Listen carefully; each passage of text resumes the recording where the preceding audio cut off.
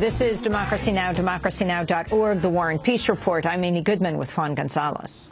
Well, a group of 5 countries have launched their own development bank to challenge the United States-dominated World Bank and International Monetary Fund.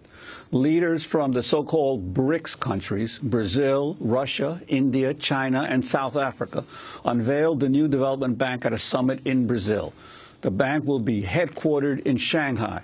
Chinese President Xi Jinping said the agreement would have far-reaching benefits for BRICS members and other developing nations. Through the concerted effort from all sides, we have managed to reach a consensus in the creation of the BRICS Development Bank today.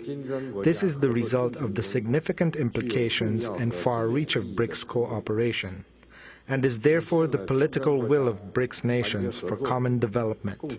This will not only help increase the voice of BRICS nations in terms of international finance, but more importantly, will bring benefits to all the people in the BRICS countries and for all peoples in developing countries. That was Chinese President Xi Jinping. Together, BRICS countries account for 25% of global GDP and 40% of the world's population. For more, we're joined now by Joseph Stiglitz, the Nobel Prize-winning economist, professor at Columbia University, author of numerous books. His new book is called Creating a Learning Society, a new approach to growth, development, and social progress. We welcome you to Democracy Now! Talk about the significance of this bank. Oh, it's very, very important in many ways. First, the need globally for more investment in the developing countries especially is in the order of magnitude of trillions, a couple $1 trillion a year. And the existing institutions just don't have enough resources. They have enough for 2, 3, 4%. So this is adding to the flow of money that will go to finance infrastructure, adaptation to climate change, all the needs that are so evident in the poorest countries. Secondly, it reflects a fundamental change in global economic and political power. That one of the ideas behind this is that the BRICS countries today are richer than the advanced countries were when the World Bank and the IMF were founded. We're in a different world. At the same time, the world hasn't kept up. The old institutions have not kept up. You know, the G20 talked about and agreed on a change in the governance of the IMF and the World Bank, which were set back in 1944. There have been some revisions. But the U.S. Congress refuses to follow along with the agreement. The administration failed to go along with what was widely understood as the basic notion that, you know, in the 21st century, the heads of these institutions should be chosen on the basis of merit, not just because you are an American. And yet, the U.S. effectively reneged on that agreement. So this new institution reflects the disparity and the democratic deficiency in the global governance, and is trying to restart, to rethink that. Finally, there have been a lot of other changes in the global economy, and the new institution reflects the broader set of mandates, the new concerns, the new sets of instruments that can be used, the new financial instruments, and the broader governance, realizing the deficiencies in the old system of governance. Hopefully, this new institution will spur the existing institutions to reform, and that's what, you know, it's not just competition.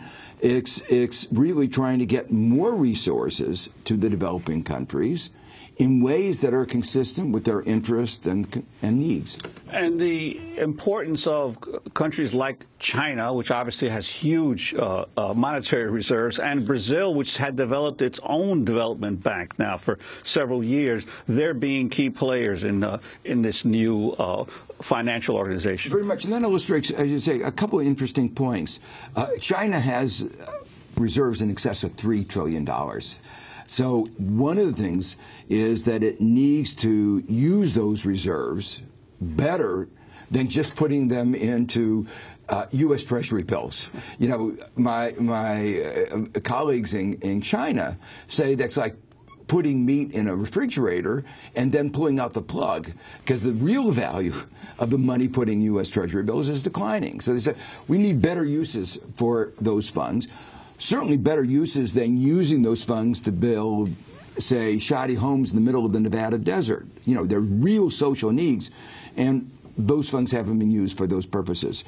At the same time, Brazil has the BNDES is a huge development bank, bigger than the World Bank. People don't realize this, but Brazil has actually shown how a single country can create a very effective development bank. So there's a learning going on, and this notion of how you create an effective development bank that actually promotes real development without all the conditionality and all the trappings around the old institutions is going to be an important part of the contribution that Brazil is going to make. And how does that bank function differently, let's say, than other development banks in the north? Well, we don't know yet, because it's just getting started. The agreement, it's been several years underway. The discussions began about 3 years ago, and then they made a commitment, and then they've been working on it very steadily.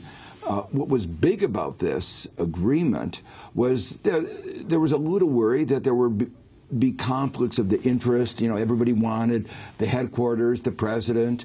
Would there be enough political cohesion, solidarity to make a deal?